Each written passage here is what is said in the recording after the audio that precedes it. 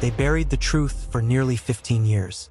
What they didn't know was that it had been quietly waiting, inside a strand of blood, a fleck of skin, a database that never forgets. On the evening of October 17, 2008, autumn settled heavily over the quiet cul-de-sac of Maple Ridge Drive in suburban Ohio. Porch lights flickered on.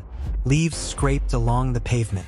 Inside a beige two-story home, 34-year-old Emily Harper packed lunches for the next morning. Emily was dependable, predictable, the kind of mother who set alarms 10 minutes early just in case. When she didn't show up to her job at the local dental office the next day and didn't answer her phone, people noticed immediately. Her husband, Mark Harper, told police they'd argued that night. Money, stress. He said Emily went for a drive to cool off. She needed space, he explained calmly. She does that sometimes. But Emily had left behind her purse, her car keys, her jacket despite the cold. Mothers don't leave like that. Detectives canvassed the neighborhood. One neighbor recalled hearing raised voices around 11 p.m. Another mentioned a loud bang, like something heavy hitting the floor. Mark dismissed it as the television. There were no signs of forced entry, no witnesses, nobody. Without evidence of a crime, police could do little more than file Emily as a missing person. The case slowly slipped into the shadows of unsolved files. Mark remained in the house with their two young sons. He attended vigils. He cried during interviews. He wore a wedding ring long after Emily was declared legally dead. To the outside world, he was a grieving husband. To detectives, he was a question mark that never quite faded. Emily had discovered Mark's secret, a long-term affair with a woman from his workplace. That night, she threatened divorce and full custody. She told him she would expose everything to their families and his employer. The argument escalated. In a moment of rage and fear, Mark struck her with a cast-iron fireplace poker. Emily never stood up again. Mark spent the rest of the night cleaning. Bleach, trash bags, silence.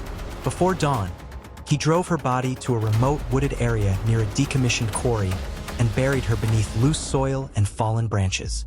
He believed nature and time would do the rest. Life moved forward in uncomfortable ways. Mark remarried.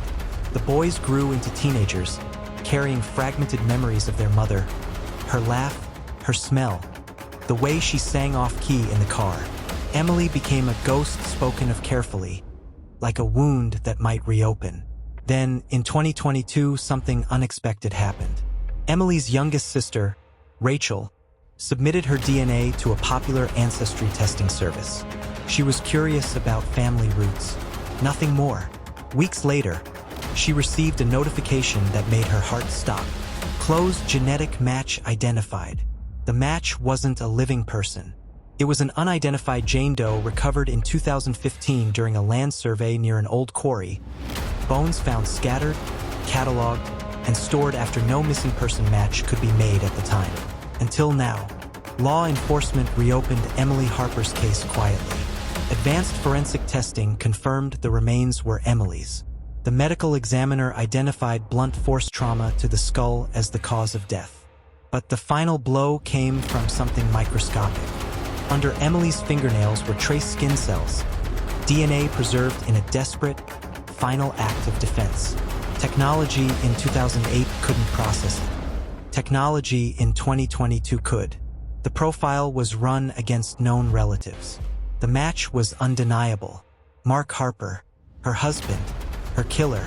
Mark was arrested outside his office in broad daylight. Bodycam footage later released showed him going pale when detectives mentioned DNA. For the first time in 15 years, he asked for a lawyer.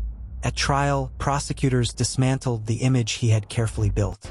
They walked jurors through the science, the timeline, the lies that never quite aligned. The jury deliberated for less than 6 hours.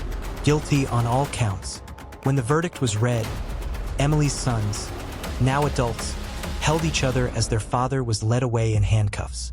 Justice came too late to save their childhoods, but not too late to tell the truth. Mark Harper was sentenced to life in prison without parole. Emily Harper was laid to rest beside her parents, finally given a headstone bearing her name instead of a question mark. Rachel later spoke to reporters. "We always believed Emily mattered," she said. "DNA just gave her a voice." For years, a murderer hid behind family dinners, school plays, and everyday life. He believed love, time, and silence would protect him. But blood remembers. It waits in databases. It sleeps in bones.